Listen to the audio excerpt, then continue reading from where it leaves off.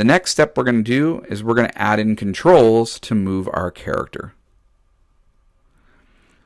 You'll notice that at the top of your project you have tabs like Layout 1 and Event Sheet 1. The layout is the part where we did all the visual design.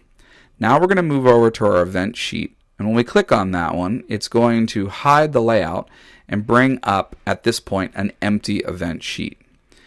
Events are the conditions that we are going to have in order to create actions and interactivity to our game. So what we want to do is we're going to make it so that our character will always stay on top of the player box. That way, it doesn't matter where we place the sprite, it's going to be wherever the player box is. And that makes a difference when later on our character falls into a pit, interacts with something. All of the actions that we want to have will happen on the player box. So the first thing that we need to do is we need to update its position every time the player box moves. The sprite should move with it. Essentially, we're attaching it onto there. To do that, we need to add in our first event. And to do so, we can just double click or choose the word Add Event. And we're going to select a system level event. We're going to click on Next, and it's going to ask us for the condition that goes along with this. We're going to use something found under General called every tick. Every tick means that every tick of the game, think of it like every second, will update a condition. In this case, it's going to constantly checking where is the player box and make sure the sprite is attached to it. Once you've selected it and hit Next, you should see that your event now is labeled number 1, System Every Tick. This is an empty event that simply says, as the game is constantly running, we need some action to occur. So now we need to add in the action that we want to have happen on a regular basis, and that's why we click on Add Action. What we're going to do is we're going to select the object that we're going to have do something, and that's going to be our sprite, our original character. And then we'll click on the Next button.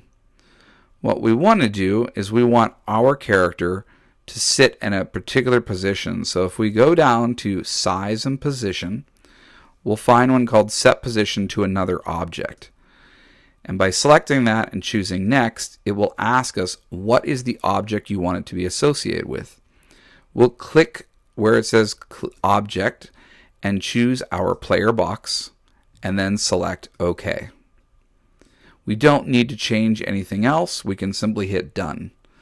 And now you can see our events are showing that the system will constantly be updating the sprite by setting it wherever the player box is, directly in its center. To give you a sense of what this looks like, let's hit the preview button.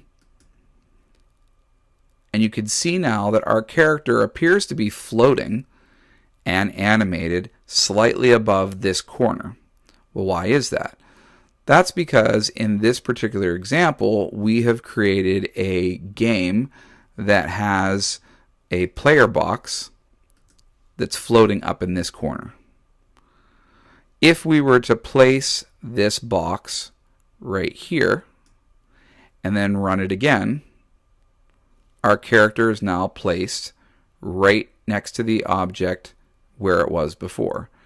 Now, for many of us, we will have the same issue where it appears to be floating directly above it. That's because the point of origin is still in the center of this box. So the character's feet are sitting right here on the player box in the center.